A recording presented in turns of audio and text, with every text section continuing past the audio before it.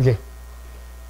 So then let's try and recapitulate something that we didn't explicitly specify. If f of x consists of two functions, g of x plus p of x, for example, and then we know that f of s equals g of s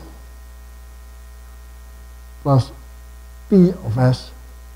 So the Fourier transform of a sum is the sum of the Fourier transforms. That's a very handy practical property, and also the Fourier transform of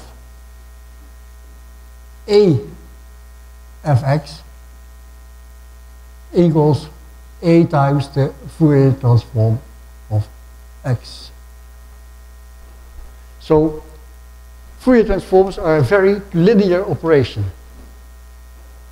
and that is not necessarily completely clear because we write this exponential way of writing this function. But of course, in fact, if you write it out separately as the real and the imaginary part, so you write for e to the minus I something, you write again cos of that something minus I sine times something, then it's just two orthogonal directions in which you're transforming at the same time.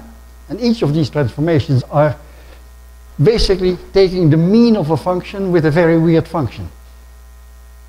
The weight function is a weird function. It's a wiggly function. It's a sinusoid. But that's only taking a weighted average.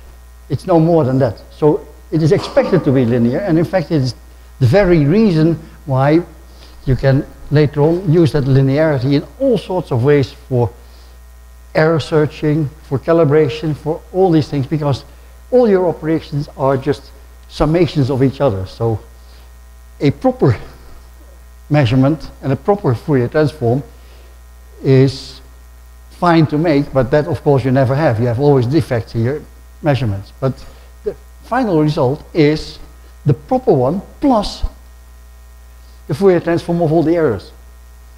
It's still linear operation. So it's a very practical way of realizing that you can consider your result as the right one plus something that you wouldn't have wanted. So try and find the source for what you didn't want, and that comes in there in a linear fashion, and you can disentangle them for that reason. So this linearity is very important.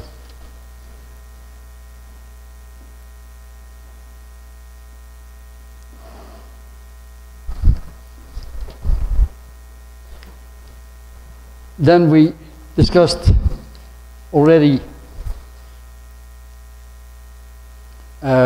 this problem of these weird, incorrect, you might say, just a second.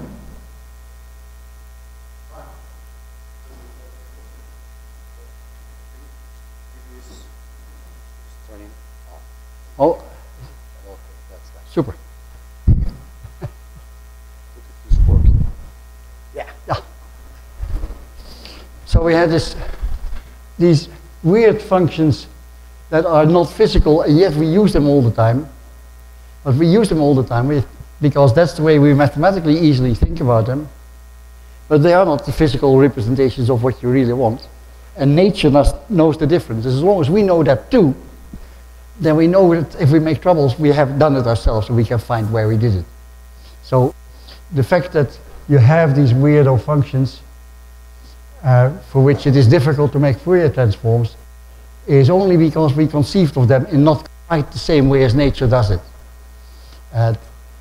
In fact, the reality is that you can repair that by, for instance, multiplying the function with a Gaussian, which you can make longer and longer and longer, so that basically you still get back the function that you want to describe, because that function then lasts less long than that Gaussian, because you have taken a Gaussian which is very long, and yet now it becomes a perfectly realistic function again.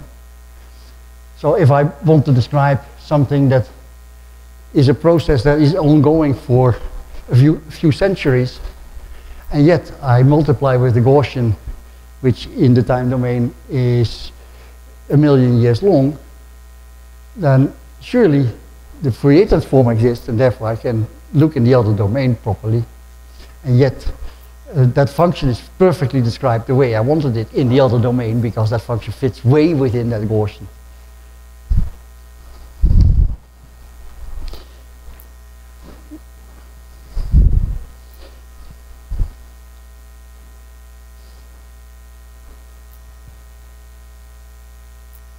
It's good to realize that a function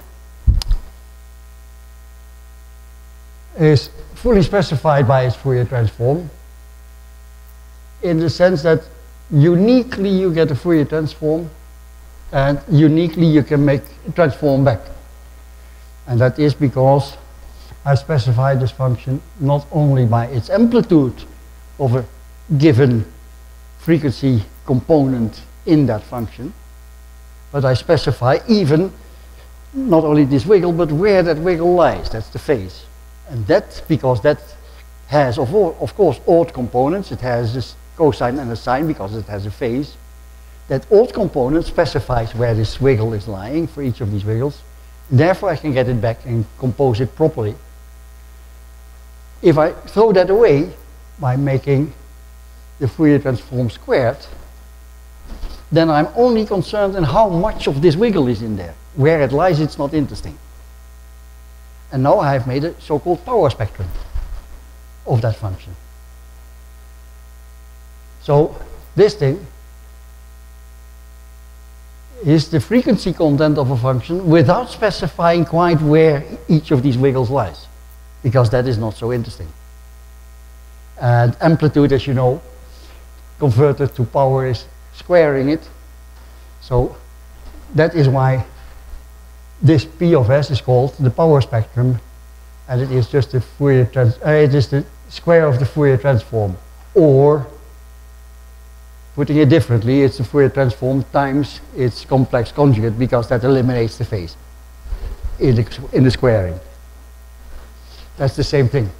So either you take the absolute and the amplitude squared, the absolute value squared for the power spectrum, or f of s times its complex conjugate. That's the same thing, and that is the power spectrum. There's many physical problems that are specified by analyzing the power spectrum. And so there's very many cases where a power spectrum is sort of the full story. I get very good examples.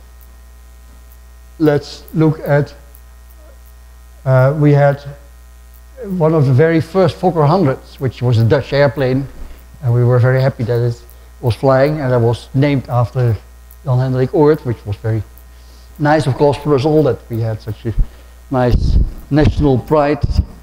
And this thing went through one of its legs when it landed in Zurich. It was one of the first flights that had just been delivered to Swiss Air, and it, in landing, lost one leg, which was very bad. But fortunately, nothing happened further on. But what happened, of course, was, and they found out very quickly, that in the design they had overlooked a specific mode of resonance. And those resonances come about by having very wiggly runway, and if you then brake and something starts resonating and it is not damped properly, then that can just increase in resonation to a point where it breaks. Like a singer can sing a crystal glass to pieces if he can sing that properly. That sounds silly, but it does actually, it is doable for people that can make these things. And in any case, resonances are a very well-known way of getting things to pieces, but they're also sometimes very nice only. Like an organ is a pile of resonators together. And by playing on it properly, you can make the most fascinating music, and even a pan flute can do that, of course. That's also a set of resonators. But on the other hand, you make a spacecraft, and that spacecraft must sit on top of a rocket which is not particularly friendly to that spacecraft on the way up, because it puts that spacecraft up to G loads of 5, 6, 7 times the load of gravity here. And it sits there on top of a extremely vibrating system. Now that system in the rocket has been built, it has been flown so many times, has been built to be capable of withstanding that, but this thing on top of it might see at some point a thing that can resonate at a frequency that we didn't properly think of while designing it. And so therefore nowadays every spacecraft must go through the vibration table. They put it on top of the vibration table and they can basically make anything explode. You put your computer on there, and they have tried it, I'm sure they have tried it, but they turn up the crank a bit and the thing just falls to pieces. And your car too. But they do these things to some level on purpose in order to make sure that if they break on the ground rather than on the way up, because that's more expensive. But that is because of a vibration in the system, one of those that you forgot to think about. But nature thinks of it all the time. If I look at the spectrum of a star, then the resonant molecules or ions or so are more or less abundant in the domain from which the radiation emerges. And that's the way in which you see spectra. And that's all this star can tell us about its physical system. And we can actually get very much of the physics of this star from studying the spectrum. And there would be no point in trying to get the phase of every photon that arrives at my house. So it's the whole story in that case. So power spectrum is very interesting, and yet it does not specify the full time-dependent electric field as we were receiving it. It only specifies the mean of quite some time of all these wiggles that came to me. So, but you know of other cases like this poor bridge that didn't make it just because some people were marching a bit too precisely. But these stellar oscillations are a very fascinating way of studying the internal structure of stars from stellar seismology. You look in the photometry of the star and you find periodicities in the star which have to do with oscillating modes in the star. And those oscillating modes, particularly the relationship between the oscillating modes of different frequencies, those have a lot to do with the internal structure of the star. Yeah.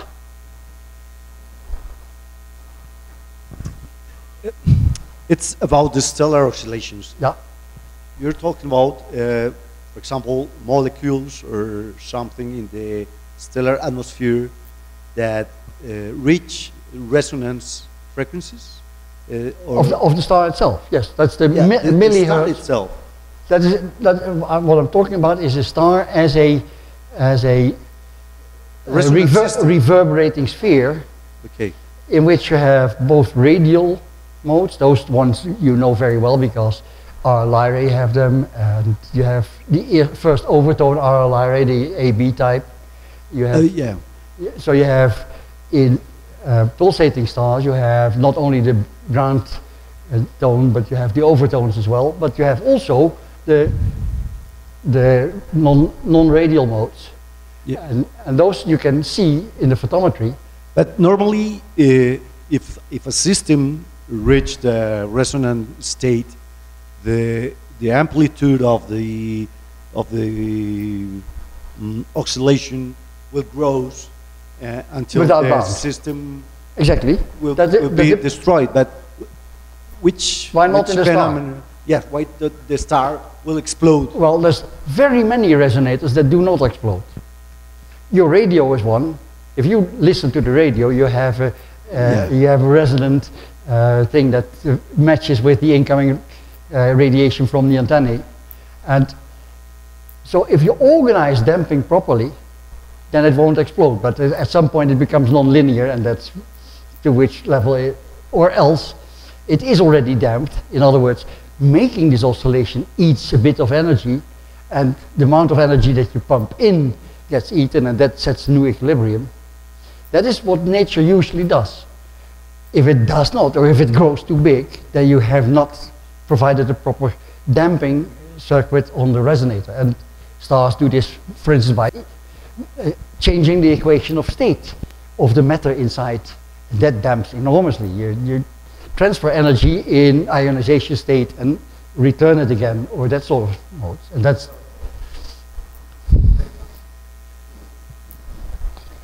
but the point I was trying to make in particular is that you can find all sorts of very good physical examples of where basically the informative story is not in getting the whole detailed phase function out, but getting the energy content in each of the resonant frequencies.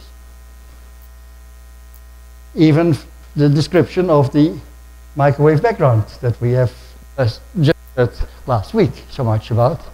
Of course, that story and the fact that you can see these fluctuations grow with time, and the fact that we are a result of these same fluctuations, that has to do with describing the energy content properly, because it came about in the stochastic sense already. Once the stochastic sense is the driver, then phases are just at best a description of a specific realization of the process. But then, so a stochastic process is only prescribed in its stochastic form, and so I take a new sample of the same stochastic process. It's different, but it has the same stochastic properties, and I can have all sorts of realizations. And the microwave background, the way we are sitting here, we are part of a realization of this specific stochastic process. And that specific realization relies in the detailed description on all the phases, but that's only for this one specific thing, and it does usually not, it's not studyable to the point that we can actually explain that part of the story, but we can, from the stochastic nature, describe a lot, and that's always about power spectra.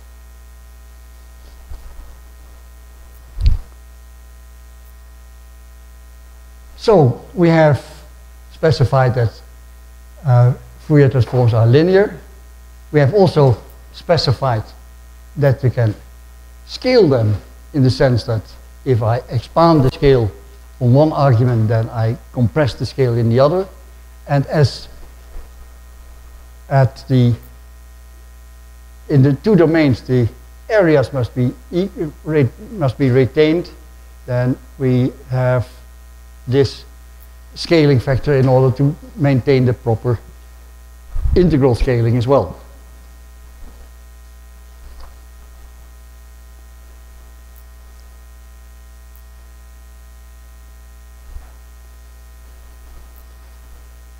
A very weird one is, and that is quite at the same time good to understand why this imaginary part is so important, and why in fact it's so good to think in terms of a complex amplitude and phase description of the transformed function. That is, if I shift the argument a little bit, so I'm not talking about fx minus a, then I get a Fourier transform which is only multiplied by something that is in the argument here. It's the s times the same a. So the amount of shift comes there, and then in frequency. So in fact what I'm doing is, if I shift my function a little bit, like here, then I'm twisting the transform, because it gets rotated once per argument on I. On e to the I 2 pi. So one times around there, is once round here. So this is just one time around. And so that is exactly what you see happening in the phase of the argument. So a progressive shift in x is a progressive rotation with frequency.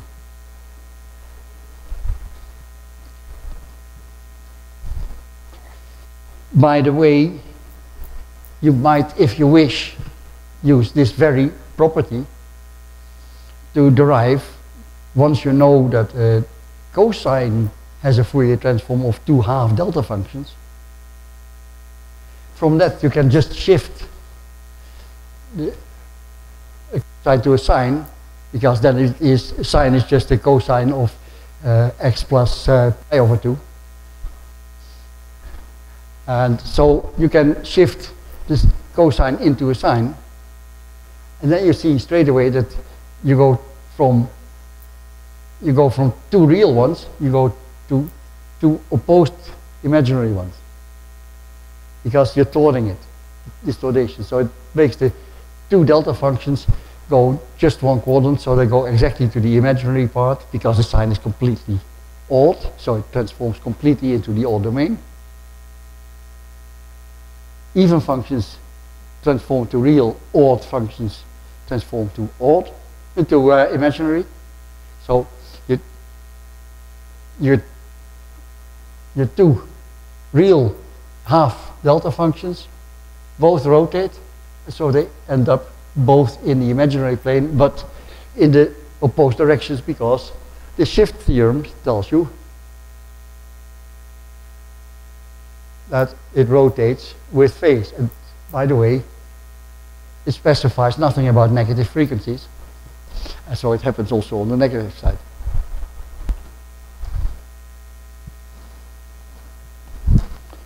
A very important one is this one. If I multiply a function fx by some sinusoid, then the Fourier transform becomes the Fourier transform of x that I already had, but then shifted to both sides, to some difference frequencies.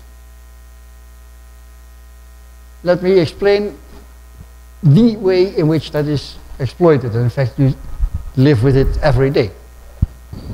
Radio waves are transmitted and flying around all over the place at frequencies that are not always very easy to handle, at least not for whole apparatus in your radio, for instance.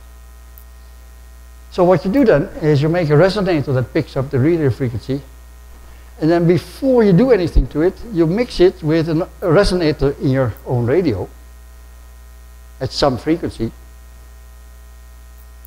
omega, and lo and behold, you get, at the other end, you get the frequency that you were observing minus the local oscillator, so this oscillator that you had, or plus the local oscillator. Now, the plus usually is not particularly handy, because you take frequency next to what you like to work with, but you can bring, say, 2 gigahertz. Let's take the 21 centimeter line, 1420 megahertz. You can bring that to 20, 30 megahertz to go nicely through the cables from the telescope all the way to a place where you want to correlate it with signal from another telescope, for instance. And you bring that on a cable. The cable are very lossy at high frequencies, but not so bad at lower frequencies. So we turn the 1400 megahertz into 30 megahertz by having, at the 1420, a local oscillator that sits at 1390 megahertz. I get on one side, I get the difference, 1420 minus 1390 is 30 megahertz coming out, and the sum frequency, which goes to 2700 almost, 2700 and a bit, I just absorb on some sort of absorber at the spot, so that's not interesting. And I come down with the signal and it's translated. So it retains everything. It is the Fourier transform of that. So the phase is still in there. And how is that phase still in there? That phase is reference to the phase of the local oscillator. So if I make sure that I put the proper local oscillator in there, I have the original signal, amplitude and phase, sitting on that cable on my way home, at a frequency which I can manipulate, and I still have the original phases in there. And that's very interesting, because that helps me to do something with the signals in a much easier way. That's a heterodyne receiver. And heterodyne receivers of that sort sit in basically all pieces of electronics. So your iPhone, your Wi-Fi net, your radio, your TV, everything has that sort of a mechanism in there. And that is built on this modulation property of the Fourier transform. Well, it's not the modulation property of the Fourier transform, it's the modulation property of harmonic signals, which are so nicely described by a Fourier transform. That's why we do the Fourier transform, because it describes it so well. But we're doing physics, we're not doing mathematics here. I keep insisting that all the time. Not that I'm against mathematics. Mathematics is a very good art, and it's also a very good tool. But it is very important to realize that in this specific case, we are trying to describe physics all the time. And it's handy to get to know these properties of this, looking into different domains in the either space coordinate or time coordinate way, or the spatial frequency coordinate or the frequency domain system in the other way. And it's very handy to notice that these two are equivalent ways of looking at it, although they are looking at completely different properties of the functions. They're still equivalent. You're looking at the same thing, but from another perspective. And it's extremely handy to learn how to think from one domain into the other, and that's why we are spending the time on it. Questions? Please. Yeah. Yeah.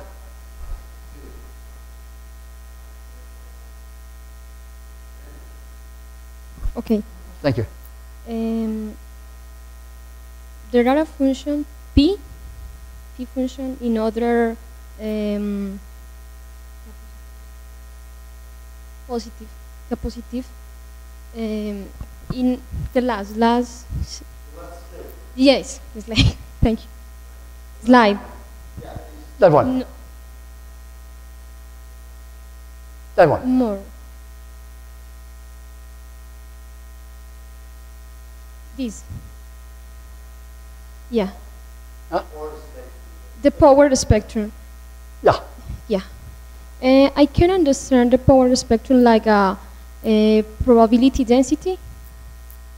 It's Or not no? necessarily probability. It is, in fact, description of reality, but it describes how much of this frequency is in there and how much of that frequency is in there. And of course, you cannot look at this with an infinite resolution in S. If you would have an infinite resolution in S, you were looking at sinusoids which lived forever. You're looking at quasi-monochromatic signals at a given frequency. If I take a spectrograph, that spectrum of a star, then that spectrum shows the Balmer lines and other lines in the spectrum, and those have even a natural width of themselves. Why? Because although an atom is a nice resonator, knows exactly at what frequency, one atom is coming towards you, and another one is going away from you. Not only because of the thermal motions, but because the star is rotating, and there's all sorts of ways why you're getting a mix of atoms at the proper frequency that come a bit towards you and therefore are a bit shorter and other a bit wider. So there is no point in most respects in having resolutions at arbitrary high levels, because nature sets natural limits to these resolutions, but you would like to get to those resolutions. And at those resolutions, this power spectrum specifies the frequency of occurrence of this wave in this much signal. And that's the only thing it says. And it says that I have a wave of this plus epsilon, plus 2 epsilon, plus a half epsilon in these frequencies.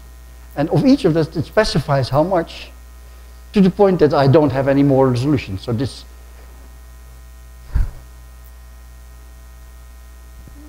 S here, in the specific case of stellar spectra, for instance, the resolution is in fractions of this velocity of light, because it comes traveling to you in velocity of light. And so if I have velocities in the star from its rotation and from the matter in there, which is, say, of the order of RMS 30 kilometers per second, then getting higher resolution than 10,000 is not particularly relevant anymore, because the width of the line will be about 1/10,000th of that, because 30 kilometers per second is a 10,000th of the velocity of light. So you can calculate these things, but it's again, you see that it is handy to make the transformation to what you're precisely looking at, and yet you're talking about the frequency content of the functions.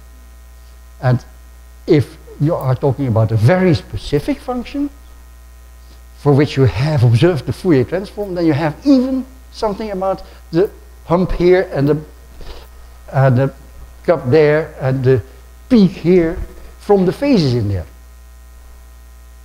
And interesting in the case that you would really like to know these things, like a peak being a source on the sky in an image.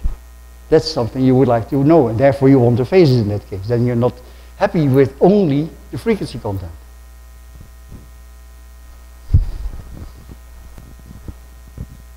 But it's exactly that sort of question that I'd like you to ask. It's very good. And it's about the modulation that you was explaining. The next one, I think. Yeah, here. You're talking about just the frequency modulation? Yeah. Or is the same for the amplitude modulation? Or no. It's different? No, it's different. The amplitude modulation is, in fact, another harmonic. Yes. So at the same frequency. So you can modulate the amplitude. Not at the same frequency. Not at the same frequency. If I have this function and I modulate it in amplitude at the same frequency. That is, which is the difference between modulate the amplitude or modulate the frequency? Which is the difference? It's when you put them far apart, the amplitude modulation is what you see here, is the envelope. Okay. And this envelope has a frequency of its own, possibly. In fact, that was exactly what we used to be doing in analog radio. You had a carrier wave in a few megahertz, and your ear doesn't work very well at megahertz. That's why they had to modulate these few megahertz. And what they did was they made, at acoustic frequencies, they made the amplitudes go bigger and smaller and bigger and smaller, and then you can put that on a detector, on a diode, and therefore you get a AC current out, which goes with the amplitudes of the input. That's okay. But in fact, of course, if you look at such a signal, then that has a bandwidth about the carrier wave. The carrier wave now is not monochromatic anymore, but it becomes wideband because of this modulation still. Okay. So I want to understand which is the objective. So do you want an average amplitude, for example, or do you need to? It's basically the frequency transfer for which it is so handy. I can explain. Well, I explained to one in your radio and in your iPhone and in your whatever. And particularly as we are getting to higher and higher frequencies now. So your iPhone is doing something like a few hundred megahertz. So you're getting wavelengths which are this size. That is just because then you can put more signal in a short wave of frequencies. But that part is not what you're using, so you must now bring back the signal to the level of the modulation again. That's what you put in there, which is at the hundreds of kilohertz or a few megahertz or something like that. If you have a very wideband line on the internet, you have something like 200 megahertz. You have 200 megabytes internet. My internet, Yeah. 5 or 10. 10 megahertz? 10 megabytes. Yeah.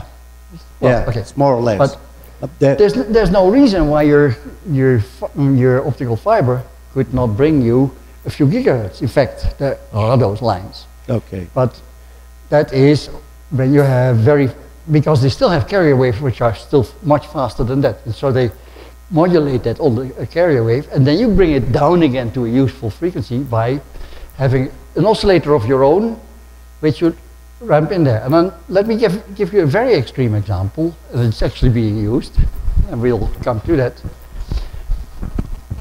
If I take an optical signal from a star out there, for instance, from a telescope, which goes all the way to the detector, and I blast it in the detector together with a laser. Laser is a very good local oscillator. It's only one frequency. Yes. Then I get out the sum and the difference frequency. Now the sum frequency is twice as fast, and that doesn't even get past the signal reflecting surface, because all reflecting surfaces are black at that time, at that frequency. But the difference frequency, very close by the laser, could be only a few hundred megahertz. Now that's a very small band optically, but it's not nothing. And in fact, Professor Towns, the Nobel laureate Towns, has made a infrared interferometer, optical infrared interferometer, where at 10 microns he mixes the stellar signal with laser, CO2 laser, so as to have RF signal from each of the ends, and then correlate that at a radio telescope. So he detects amplitude and phase basically from that mixer, which puts with a local oscillator in there, because that local oscillator also brings in the phases that he can then exploit in his correlator again. And that you can only do by having the local oscillator sufficiently good. So he must have a local oscillator for which he knows the phase relation of that signal from his diode laser or his CO2 laser. He knows the phase relation between the signal out here and out there at these two telescopes. Very far. Very far apart. So that puts serious demands on the quality, the narrowness of the local oscillator, because, as you know, a laser still has bandwidth and has even other modes in there.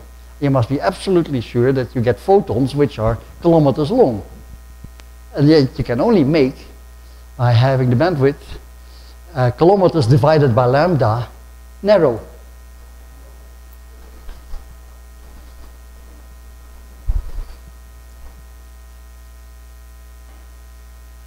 But again, I can't stop myself bringing you back again and again and again to the oddness and evenness issue.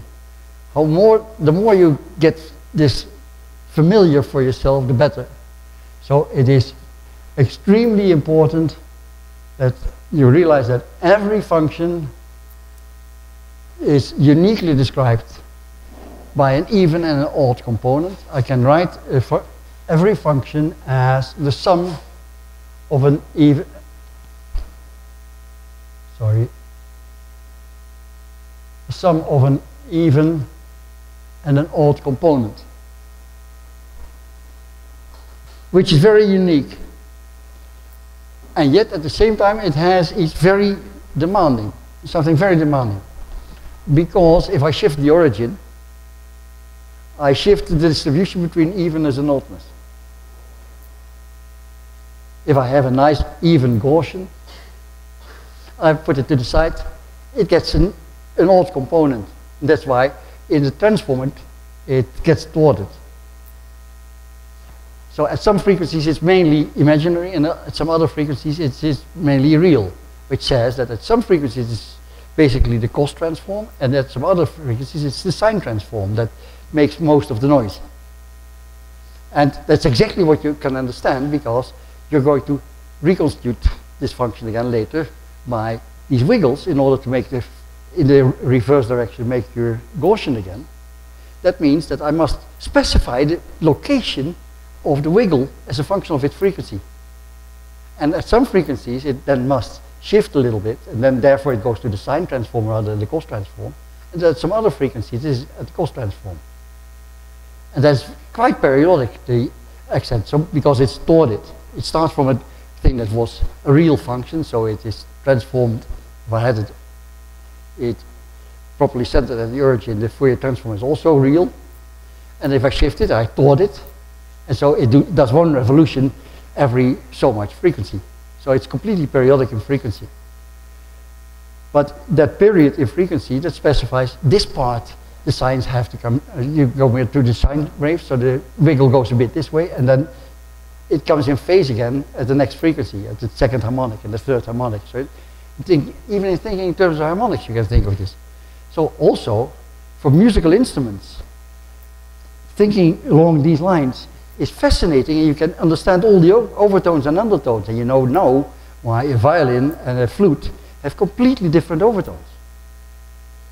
And it's fascinating to recognize all these things, and even phase relations in there are very important. That's why doing proper stereo requires that you listen with both ears with a proper phase relationship, otherwise you don't know where it comes from.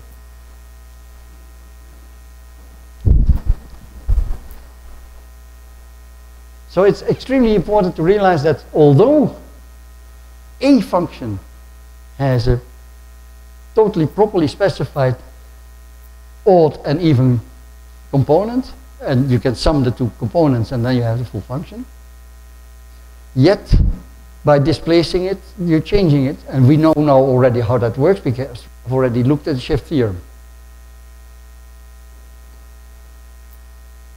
There's a very special case of this. That is, if I have a real function and I'm looking at the Fourier transform of that real function, then I know for sure that the Fourier transform of that real function has a real component which is even, and an odd component which is imaginary. So the real function has odd components in there, and those transform completely to the imaginary plane. And that means, basically, that such a so-called hermetic function, for which the imaginary part is odd and the real part is even, that such a function is fully described by only half the domain. You need only the positive frequencies, because the negative frequencies are the mirror image. So the Fourier transform of something is well defined as a real function with nothing imaginary in there. Doesn't need the whole lot of frequencies. It is only when the function itself is already thwarted and twisted and so on, so that the imaginary component cannot be dismissed of the original function. That's to say, if both even and odd parts are in there, and the odd part is perhaps even a bit thwarted as well, then you need the negative frequencies as well. But this, of course, is extremely important because, as we will see, in aperture synthesis, which is one of the key applications of interferometry, we make images by collecting the Fourier components of the image by our interferometers, and that takes some time. Either we've got to wait for the Earth to rotate, or we just haven't got the time, and therefore we have only a few dishes and we must move them in order to get all the Fourier components before we finally are done. Fortunately, the sky looks the same tomorrow and the week after and next year, and so I can use these Fourier components once I got them all collected, and then I make my image. It specifies that I don't need to measure the full two-dimensional plane of Fourier components. I need only half the plane. And of course that is physically completely understandable, as I already pointed out before. It says no more than that. It's completely, I've done everything I need. I don't, if I measure this position, because this is completely irrelevant then, because I have already measured it. It's, well, the sign, the old component has sign, switched to sign, and the even component has not. So this one and that one are each other's complex conjugate. So it's already specified. Yes, I have measured it, but I must take the complex conjugate on the other end. So we want to that of these signals. Or if I understand, you're taking the same signal twice. No, this is this. Well, if I'm making a correlation, that's what we're coming to that. If I make a correlation between this signal and that signal, that's an electrical signal, that's a voltage as a function of time, and a voltage, another voltage of a function of time, 1 and 2, V1 and V2. And I'm taking the average of V1 times V2. That's basically what we're doing. That's what the correlator does. I'm saying that it's different if I take V1 times V2 or if I take V2 times V1. And the only difference is, because they're real, the only difference is that they're each other's complex conjugate. And that is very understandable because obviously I have swapped signs. So I will see that in the sine component, and in the cos component, swapping signs doesn't make a difference. And that's why it's complex conjugate.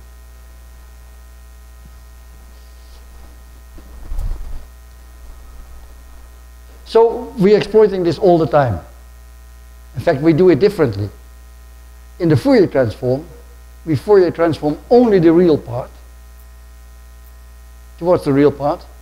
The imaginary part we throw away, because the odd component is in there too, and I make a bad odd component, of course, because I have only half a plane. And the other part of the plane I leave for 0. Now I Fourier transform, and that makes a mess. But I throw away the imaginary part because that's not interesting. I've done that already. And so it is quite helpful.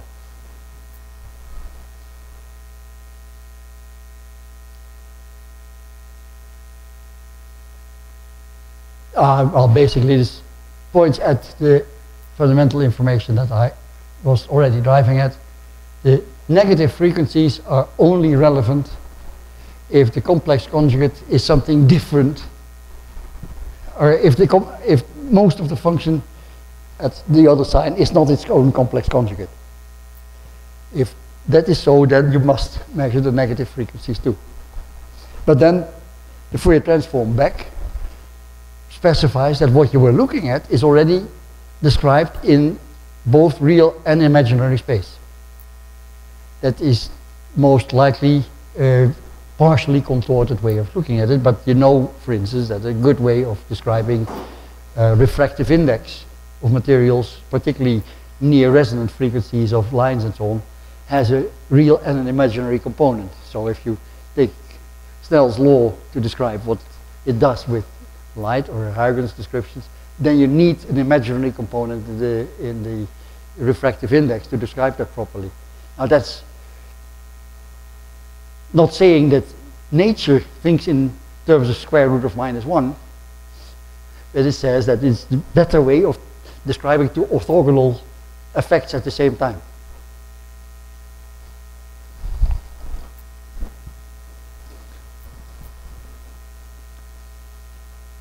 Let's look at something very important, and we'll come back to well, we'll see the importance a lot now.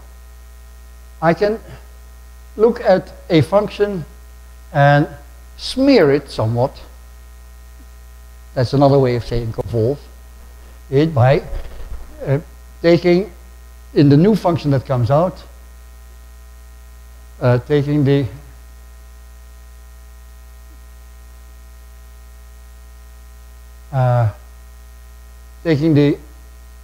function x times the function g, and the value for which I announce that is the shifted position of function g. So I take a function f of u times g of x minus u notice the reversal of the argument. That is the key of the story. And that thing, which we note f convolved times g, and it's not mirrorable, that is a function that we call a convolution. This happens very, very often. Very often this g is a rather symmetrical function, like for instance in imaging. I look at something that is in principle infinitely sharp, but unfortunately my optics cannot make it infinitely sharp, and so I smear the infinitely sharp image by the transfer function of the optics. The optics cannot do better than this, and so it is smearing the infinitely sharp input into something that is not infinitely sharp anymore. That convolution, that happens all the time. So loss of resolution is because the smearing function is too big. And so I want my smearing function to be smaller. That's a point spread function for imaging, but it's also transfer function of a spectrograph, line profile of the spectrograph, and that sort of thing. So basically all functions where we are looking at how much resolution can we attain, we're looking at an idealized, very high resolution that we cannot obtain, smeared by means of some instrumental profile of some sort. And this instrumental profile of some sort is this g of x. So it's a very natural way of describing our shortcomings in resolution, in particular.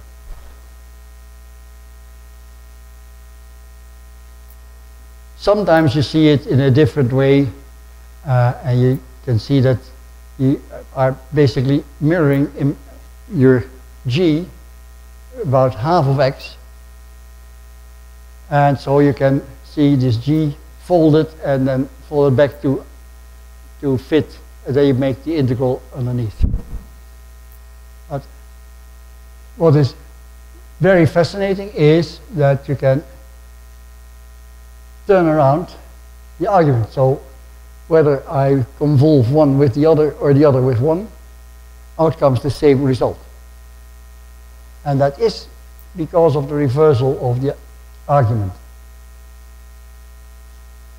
If you do not make this reversal, then we're talking about something that we call the cross correlation. And then cross correlation of f and g is not the same as g of f. So this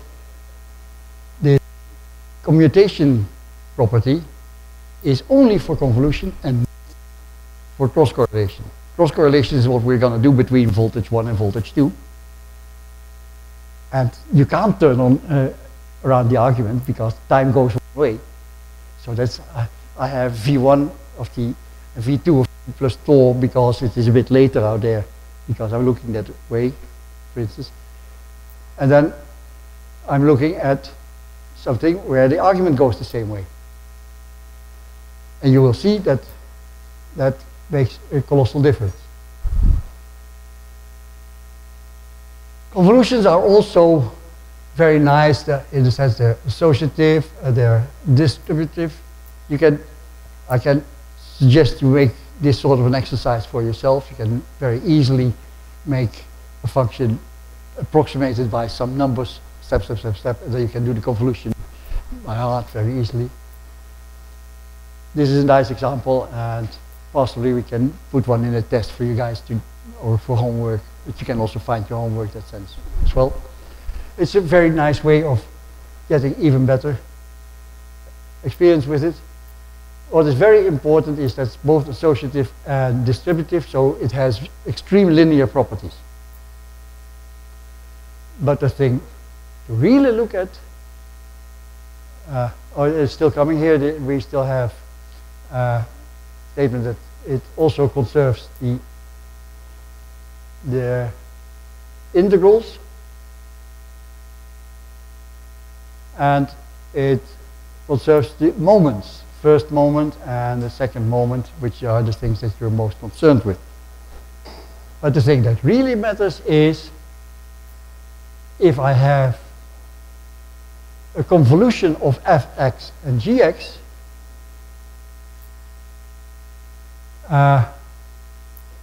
this is a shift, but this is the important one. Then the Fourier transform of hx comes out to be the product of the Fourier transforms. So a convolution, which is computationally a disturbingly complex operation, because for every position I've got to take the sum of all the infinite products that we are concerned with, and I shift a bit and I do it again, shift a bit and do it again. So it's an extremely involved operation. What I can do instead is I can make the Fourier transform of each of them, multiply and transform back, and then I'm done. That's the same thing as a convolution. So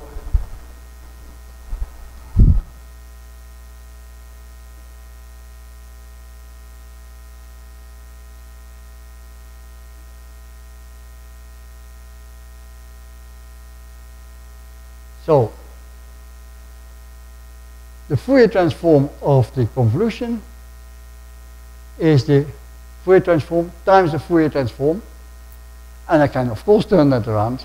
If I have the Fourier transform times the Fourier transform, then I'm looking at the Fourier transform of a convolution.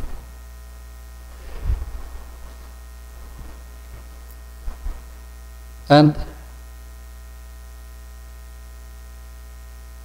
that means that the picture we are arriving at is the ideal picture convolved with, that was what we were talking about, with this function that didn't quite make it, that makes sure that you don't quite make it and don't get the ideal final result anymore. But that is the function that gives the sensitivity pattern, which is the Fourier transform of the aperture distribution of all my points. So I can convolve properly in my Fourier transform, but that way I also know the convolving function, so I can even do tricks like deconvolution later on, because I know so well what we've been doing. This is an absolutely important trick. So the Fourier transform of fx being f of s, and f a times x scales to fs over a, and I've got to adapt that by means of an ordinate transfer in order to retain the volume under the integral. If I shift, I toward around the frequency axis in the other domain, so I make it in the imaginary direction, and a convolution turns into a product, or a product turns into a convolution. And that latter one is computationally an colossal and enormous fascinating asset. Also, it's a very good asset to help you make Fourier transforms. For instance, the block function, if I convolve that with itself, then I get the rooftop function, of course. You can see that straight away. It's a symmetrical function. I convolve it with itself, so it gets maximum when it fits completely, and it is zero on the outside before they hit, and then when they hit, it climbs and climbs, and it's there, so I get a rooftop function. So that's the definition of a rooftop function, for instance, the convolution of a block function. That means that the Fourier transform is the square of the Fourier transform of a block function, the square of a sinc. So sinc squared. So we've proven straight away what we stated already a long time ago. Sinc squared is the Fourier transform of a rooftop function. And that comes about, for instance, in this way. So again, now in words, the Fourier transform of a convolution is the... Yes? Again, I want that you repeat the last explanation. You have said that the convolution of two step functions, yes, is a triangular function. Okay, this is triangular. So the Fourier transform of the convolution is the product of the Fourier transforms. Right. Yeah. So, I make these two pass one another. So this one, and the Fourier transform of a triangular function is the sinc. It's a sinc. Okay. right, this thing transforms into sinc, is sinc of pi x. Now sinc of x equals sin pi x over pi x. And so this is between a half, plus a half with a height of unity. And this one is from 0 unity back to 0 over a full width of 1 either way. I'm saying as this has a sinc, okay, this thing Fourier transforms into a sinc. This thing therefore Fourier transforms in a sinc square. times sinc. Okay. And therefore we know for sure that that works. You can prove it this way. This should be something you dream in the long run. This is exactly what you need to know. The Fourier transform of a convolution is the product of the Fourier transforms, or the product of two functions in the Fourier domain equals the convolution in the other domain. The convolution of two functions equals the Fourier transform of the product, or the product of the two functions equals the convolution of the Fourier transform. You can swap Fourier transforms, convolution and product anywhere you like. And so if making a product is easier, which usually is, then it is sometimes a very good idea to swap as soon as possible to the Fourier domain and then execute it and then come back. But also it helps you prove all sorts of things, this thing.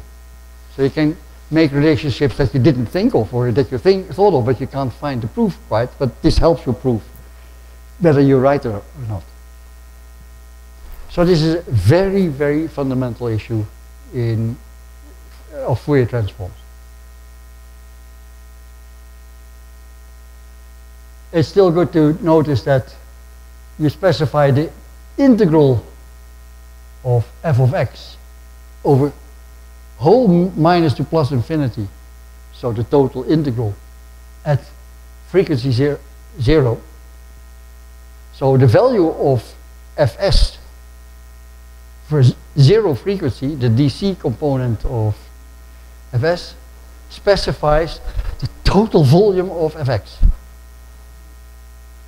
If I'm going to measure Fourier components of all sorts with my two receptors, which I correlate, and therefore I have a Fourier component of a certain spatial frequency, then I cannot put these dishes together so as to look at only one single thing.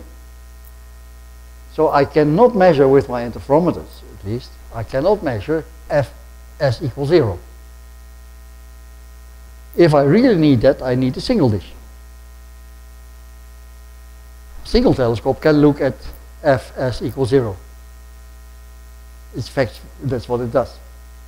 No, again, please repeat what you are saying. Because you are converting this in something physical. So again. What I'm saying is that the power, the total power, the integral of what is in f of x. Okay, let's suppose that fx is the signal. Yes, fx is the signal. Then the f of s at 0 frequency is the integral of the signal. Your signal was this, so f of s most likely is 0, right? So at 0 frequency there was no signal. That's correct. However, if the signal is something different, like the intensity distribution in the sky, of which I look at a Fourier component, or a slower Fourier component, or an even slower Fourier component, slower in terms of the wiggle on the sky, then I can only bring the dishes so close and no closer. So I cannot measure the total flux that comes from the sky, which is the integral of f of x. So my interferometers, all my interferometers measure only the amplitude of the wiggle pattern, but not the zero. I must have another means of saying something about the f0, fs at zero spacing. Now there are physical reasonings to make that different from zero, although I didn't measure it. Because the fact that I did measure something here means that at the origin there must be at least as much power. Because I'm observing something that is power. It's weighted with this sinusoid. But the fact that I see anything at all is a positive real number up there, flux. And therefore, even if it comes out as negative, that's only because the phase is accidentally negative for this period, because I'm describing where it's sitting. But the amplitude is related to the intensity out there. But I don't see that in my interferometer. My interferometer cannot see that power. As far as the interferometer is concerned, the sky might as well be positive and negative. We don't know, we haven't specified that to the interferometer. The only thing that knows that for sure is the thing that looks at E squared rather than E1 times E2, and that's the single dish. And that's why the lowest spatial frequencies must always be observed with a single dish, which is as big as the smallest separation of your two dishes. And if you don't, then you get artifacts that you can understand. And so you can also repair it in the imaging process. But what you're doing then is you're doing something like an interpolation in the domain of the Fourier transform. We'll come back to that many more times, but the point is that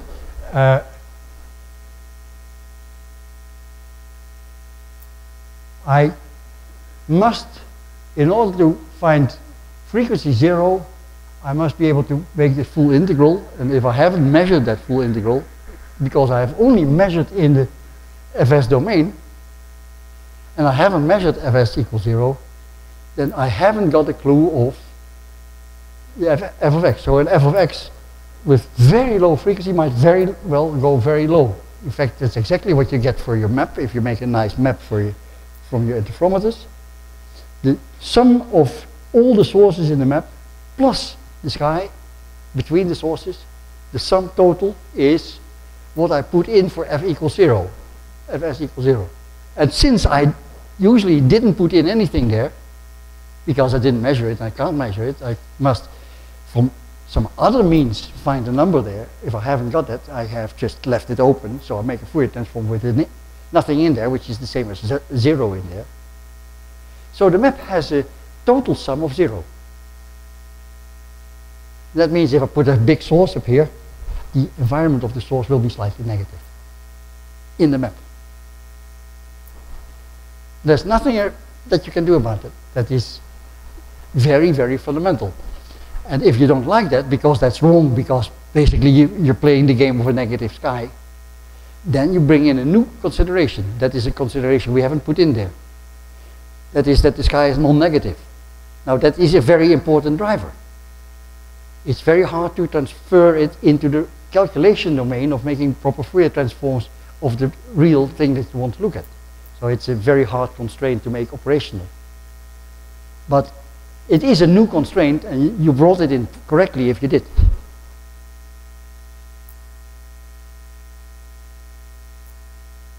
We'll come back to it.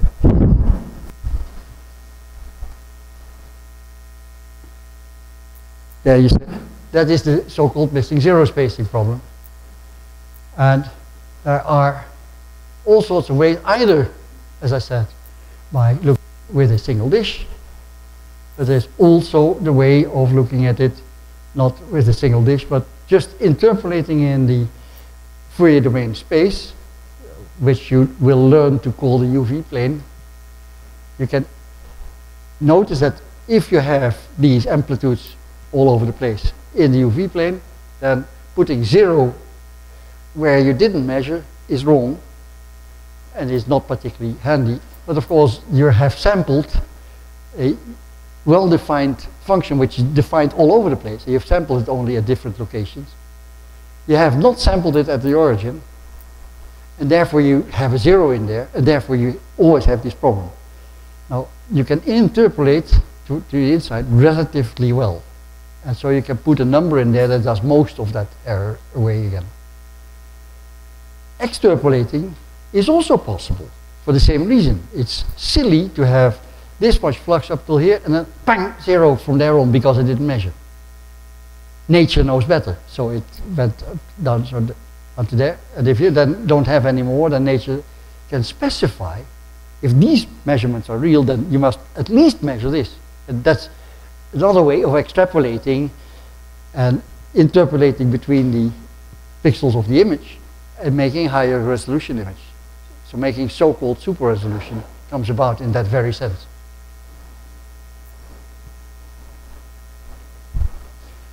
We'll come back to it many more times, so it's just too good to point at it. We'll come back, but I wanted to see these Fourier transforms as a serious driver for all these games.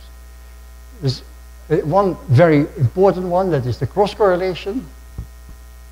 And now we have not reversed the argument, and that makes it non-commutative, and therefore it has odd components as well. Unless I cross-correlate the function with itself, which we call autocorrelation. What is the difference? Which is the difference between cross-correlation and convolution? Sorry for the silly question. No, it's not a silly question. There we are. The convolution is f of u times gx minus u. So I reverse the sense of the argument before I do the integration. So one function is described in this sense and the other function is described in the opposite sense. Okay. So I reverse the function when I make this convoluting integral. Yes. Whereas if I have a cross correlation, I don't. They go both the same way. And that is very fundamentally different. It treats the odd and even components completely different. That's where it happens. Graphically, how do you differentiate? If you can. I'll try to see that. Well, here, this is an F and a G. And you see that F and G are slightly different. They're only slightly different. Cross correlation with the output means that they're not the same, but similar.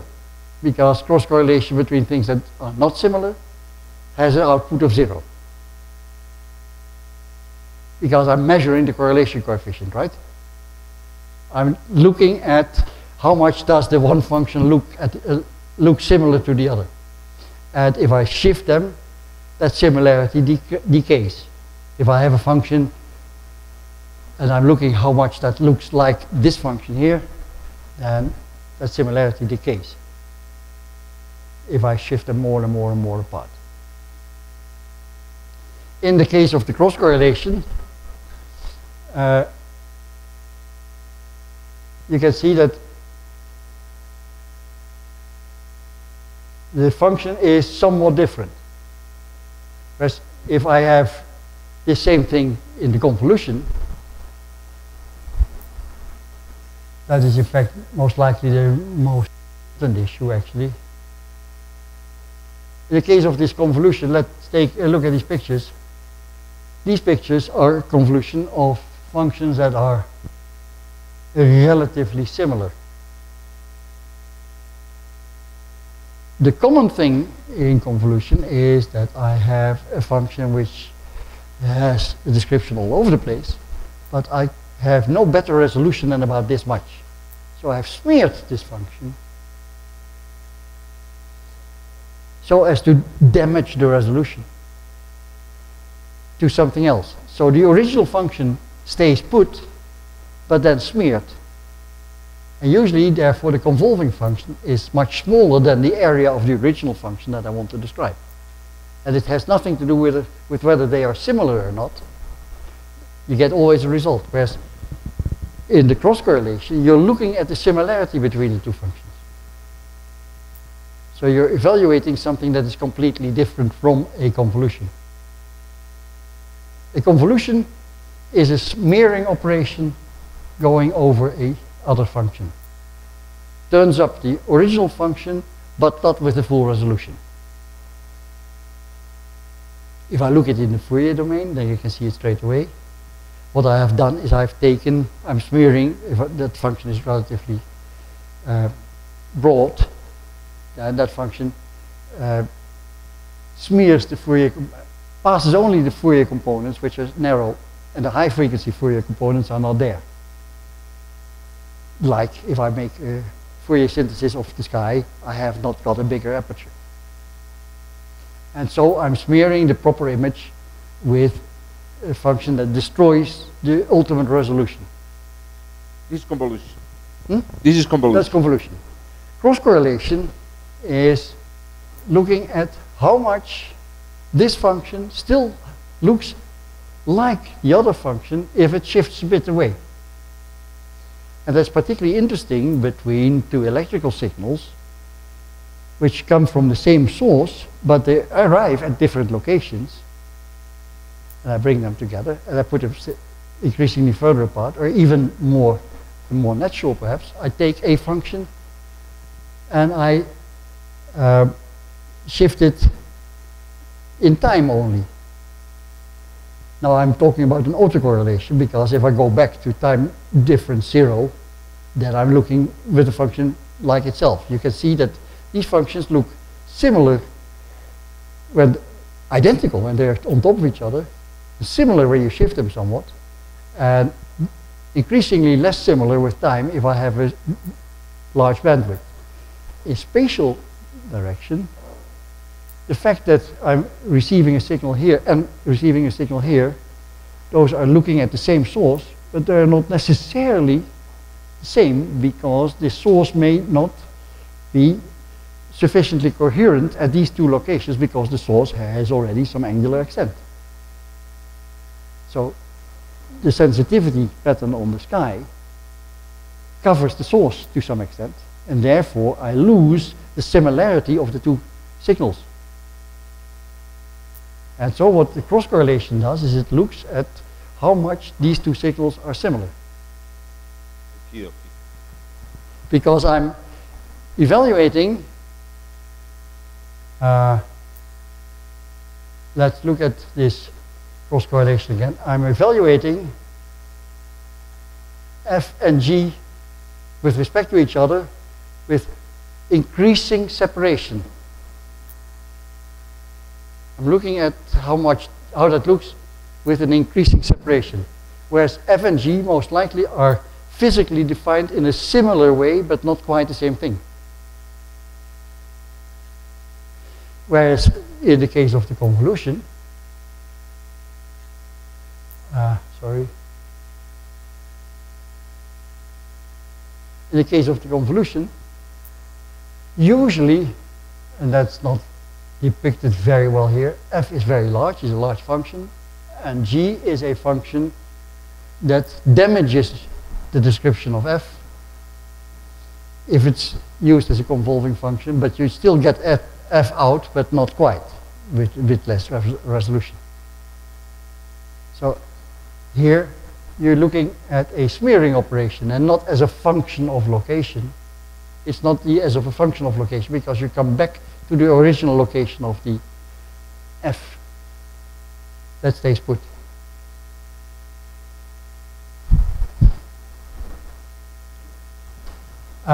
There's one specific thing that I still want to get to. And that is, well, this is rather trivial. That's a special case of, yeah, but let me just spend a few more minutes.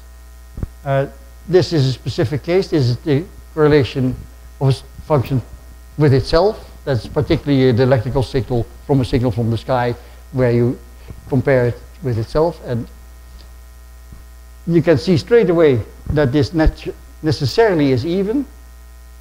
If you don't believe me, try and look at, find a counterexample. So f times f with x equals 0, it's just the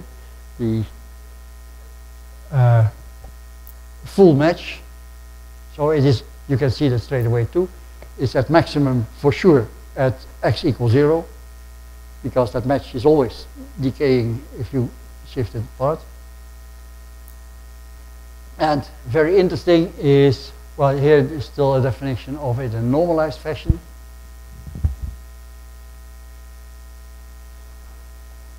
So you divide by the f at displacement 0, and it specifies how much you can still understand the function for some displacement on the basis of the function itself. And here is why you can see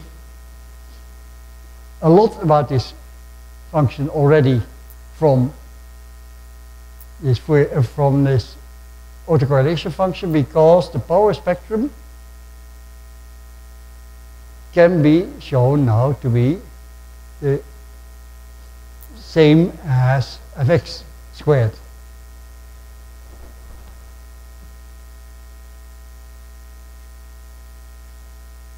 And so the Fourier transform of the autocorrelation function equals the power spectrum of that function. Which means that if I want a nice spectrum, then I must take the autocorrelation of a function displaced with itself more and more and more and more, and then Fourier transform that. In fact, that is exactly what the spectrograph does. Some photons must take a longer way to this grating out there, whereas some other ones on the front of the grating come back much sooner. So I'm comparing flux of this instant with flux that has been retarded somewhat. The spectrograph is exactly doing that. So it's basically comparing photons from here with photons with a delay. And the more delay you put in there, the more resolution you get.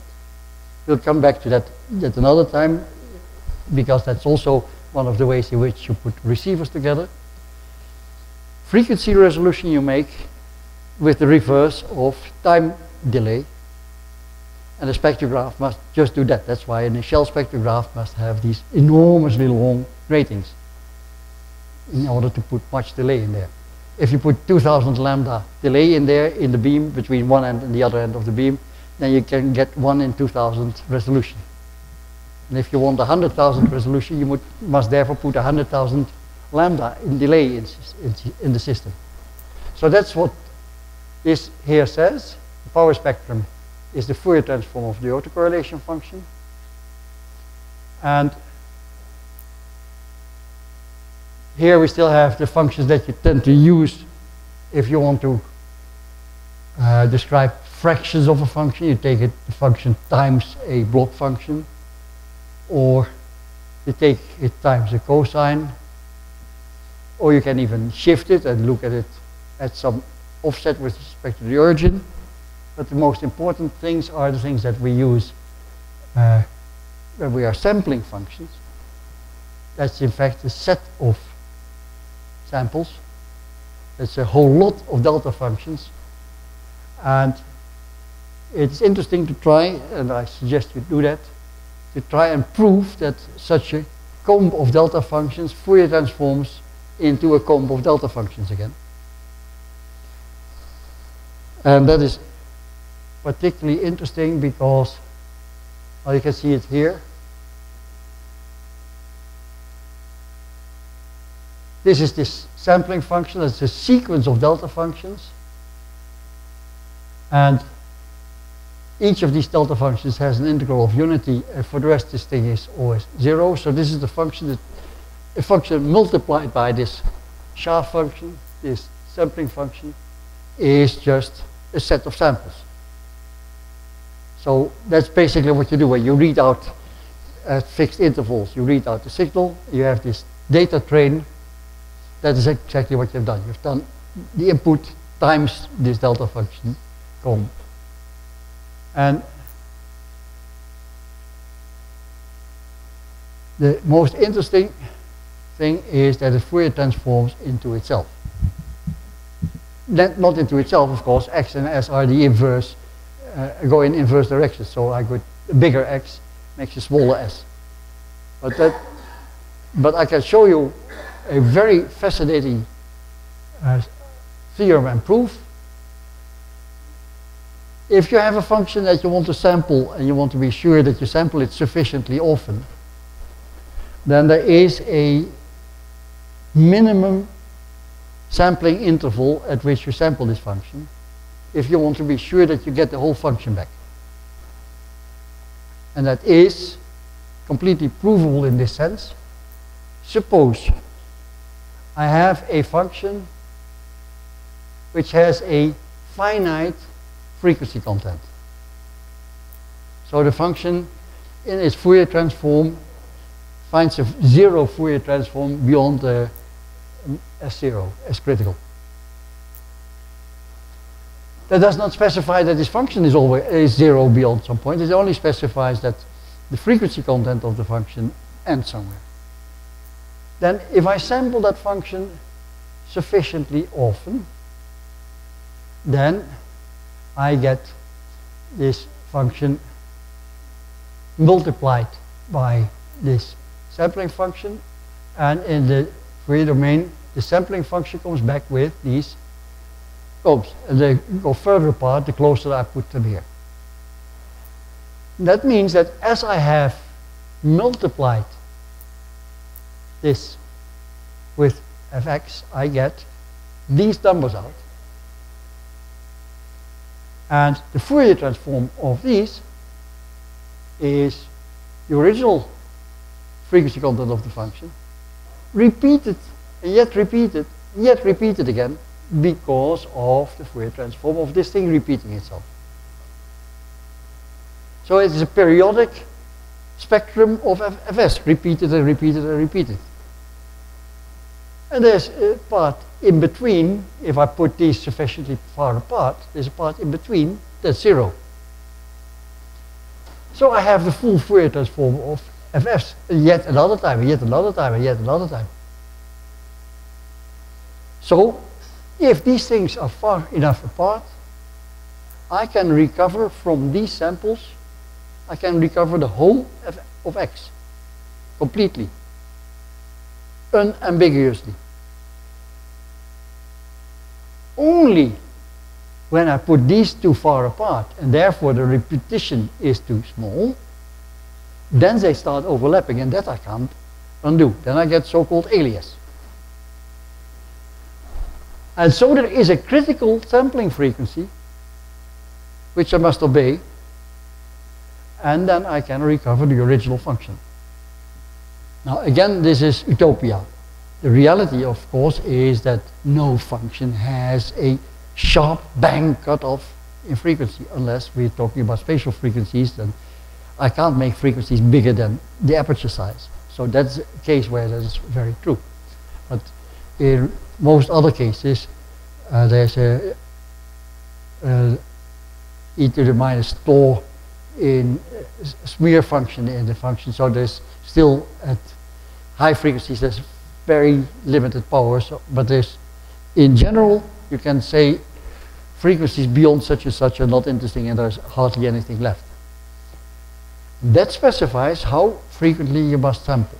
So this sampling theorem, due to Mr. Nyquist,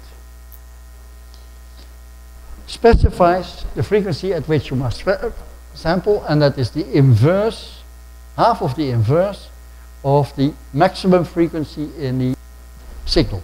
So you sample a bit faster than twice per inverted maximum frequency in the sample, and then you got all the information out that you can. More samples is a waste of effort. Now, that is as far as I meant to come today, and I'm pleased I could get this point home still. I think you have, if it's good, some homework for the people, or they have it already in. Yes. Homework was distributed at the beginning of the class. Super. So everybody knows that that can be turned in tomorrow. And I shall hopefully have some little tests tomorrow morning for you. Okie dokie. At the end of the morning. Okay, so that was for today. I was checking for the homework, and the problems are really solvable. Son bastante solucionables. Okay. Professor Rudolph will be at the office of Professor Juan Carlos. ¿Cuál es el número de la oficina de Juan Carlos? 200 qué? No recuerdan el número. Oh my God. Subiendo por las escaleras de Oriente, lo digo por los compañeros que no son de aquí. In English.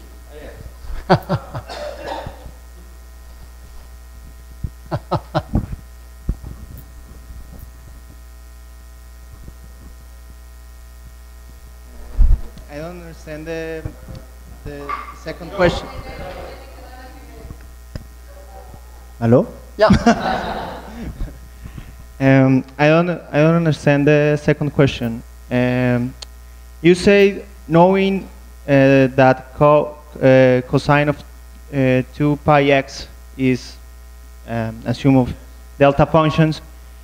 With making use of the sheaf theorem, I can know the sin of the sine function. Yeah. I mean, but my hypothesis is cosine of 2 pi x is this function, and therefore, if I now take the shift theorem, then that will turn into that one. Okay, but my hypothesis is I already know the Fourier transform of the cosine of 2 pi x. That's my question. Yes, yeah, you start off with knowing the cosine. Yes. Okay, so okay.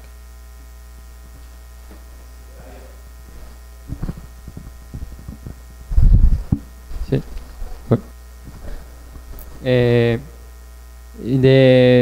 The question 2, pues, ¿cómo lo digo? Don't worry. Just ask in Spanish or in English. No, pues, yo pensaba que podría usar mejor ¿cómo se dice en español? Modulation theorem for the question 2. Yes. Pues, using fx equal to 1 in the one question, pues. Don't worry. Ask in Spanish or in English. Bueno, en el primer punto, pues dice que fx y el delta son ¿cómo se dice en español? Bueno, sí, un par de Fourier. Usando eso, en el segundo punto, pues yo podría usar eso y el teorema de modulation, o modulación, como se dice. Lo que tú estás preguntando es si puedes utilizar el teorema de modulación para el segundo punto también. Sí, pues, porque sería fx igual a 1 y el coseno, pues, es el que cambia pues la frecuencia en la función, ¿sí sabe? I don't know. Okay, I don't know, but he is asking if we can use the modulation theorem to prove, to also prove this second point. I think I would find it difficult, but you could possibly do that because you could, of course, try and modulate by 2 pi x a function which has a Fourier transform of unity at the origin, which is a delta function, as you well know, at the origin. And if you modulate it with 2 pi x, you should get both the sum and the difference frequencies. So maybe yes. You The can. answer is probably yes. Yes, you can try that game, and that would be fine with me. So, actually, en el segundo punto, no necesitan utilizar necesariamente el shift theorem. Yeah. In the second, you just prove. Exactly, sure. Just prove that. Not necessarily with the shift No. theorem. You're right.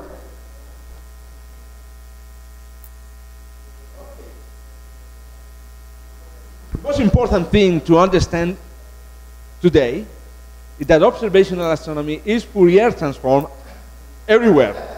So you need to understand Fourier transform here in class, in your home, wherever. It's a tool for so often and so much. You will recognize that more and more. Once you get a bit familiar with it, you will recognize it all around you at all times. Even your car or your laundry machine or your whatever, they also behave like that. Yeah, everything that we've already. In the second point, the part B, what is I? What is I? Imaginary unit. Oh, sorry, that didn't. It should be a small I. Okay, the imaginary unit. You're sorry. It's my fault. My fault. Sorry. Okay. That is. On the other hand, it's very important to understand something, is that Professor Rudolph has a lot of experience with observational astronomy. So all the time he's trying to convert all these mathematics into astronomy, which is very hard because you need a lot of experience. So at the end, the problem is mostly mathematics. Well, this part is, I want to show you that we come to this back and back and back and back all the time, because every interferometer does something of this nature. So if you master this, then interferometers become easy to understand. And even if they're easy to understand, then a specific interferometer going through all the tolerancing and understanding why it doesn't quite give what you want is still extremely complex. I can't help it, it is something that takes experience. okay. But I want you to make you familiarize yourself as much as possible with Fourier transforms, because they're at the heart of basically every part of your description of what you're doing. Yes, but since you go to the future, Yes. For example, I got lost sometimes because you are telling us about something we don't know. So probably you are going to the future, but at the end, I'm trying to understand, to say to myself, at the end, the important thing is that we need to master this. We will arrive to all these points. Yes, but later. the way in which you master that, at least I did, is by understanding it sort of item by item by item by item. So you're understanding, yes, of course, if I make a cross correlation between these two signals out here, then I have a sensitivity pattern like that on the sky. And basically, this is just a Fourier component of my image. Now, that part of the story, I hope you have understood in the meantime rather fundamentally well. That part tells us that we must understand what we can then do in making an image through this Fourier transforms, and all the defects that we make in this image are again understandable through the Fourier transform. And you will see them. I'll show you them to you. In fact, I will start off yet with a set of new images later to give you a better feel for what it does with imaging.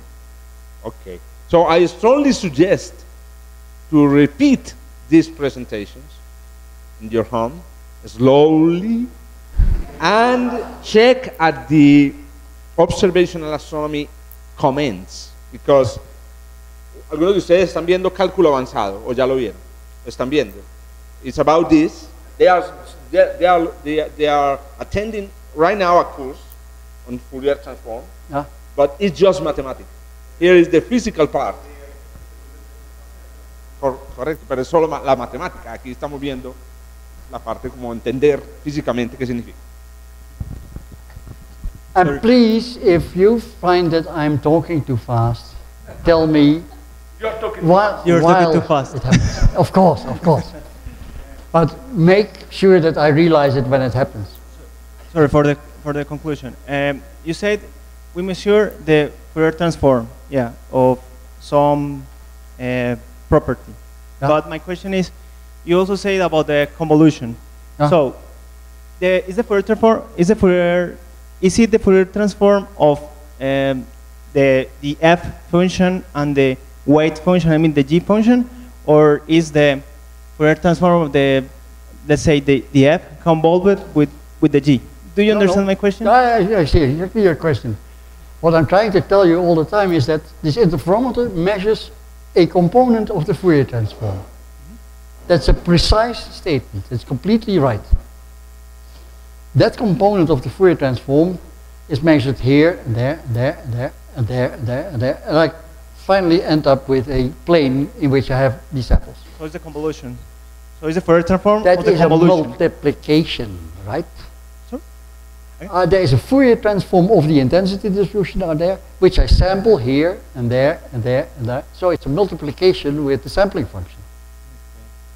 So the result that I will get is the convolution of the true thing that I would like to see convolved with the Fourier transform of what I have brought up as a sampling function. And that's terrible because that's where the thing happens. So I have another question. How to know g, the weight function? You know, because I mean I want f. I don't want. Right.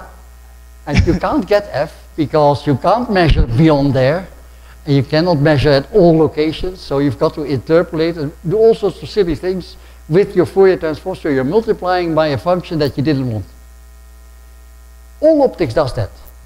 You have this beautiful lens in your photo camera, which multiplies the incoming wavefront, the Fourier transform of the sky, with tiny little field.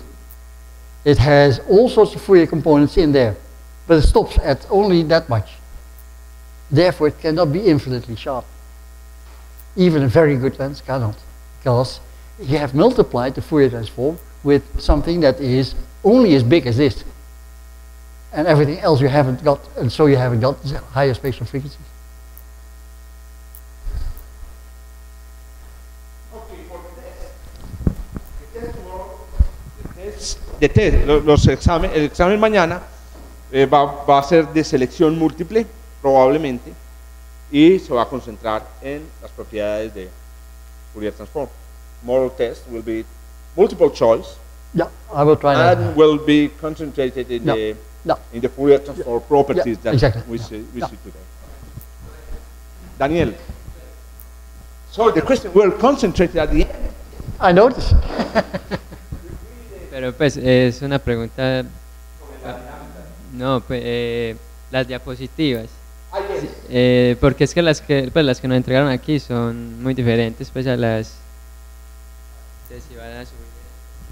Sí, muy importante. Ahora, he's asking for the slides. Yes, these handouts, estas diapositivas son solamente una muestra de los resultados más importantes de toda la presentación, que era larga. Pero el profesor me pasó la presentación completa, que yo voy a subir ahorita. Listo, para que la tengan. I will upload to the website the full presentation. That's right. With all the results. Yeah. But Daniel is also asking if you can recommend us a book or some reading. Yes, as I have stated in the announcement of the course, the book that I've left it now below in my office, and sorry, I had with me the hour before, is the Fourier Transform and its Applications by Ronald Bracewell. I find that by far the best book, although there are more and more other books nowadays available for it too. Right. I can. This Bracewell is this Bracewell, right? Hmm? The author is written in the slides, the bottom part of the slides. Bracewell.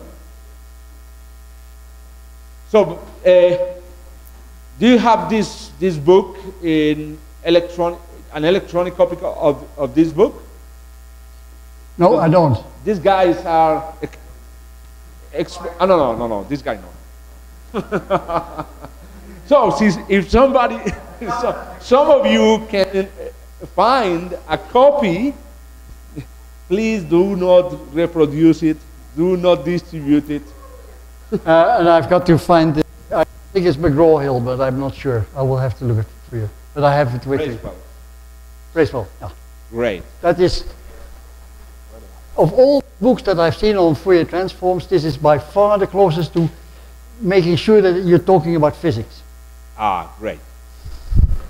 And it is very nicely subtle in detail so that most mathematicians will not get mad about it.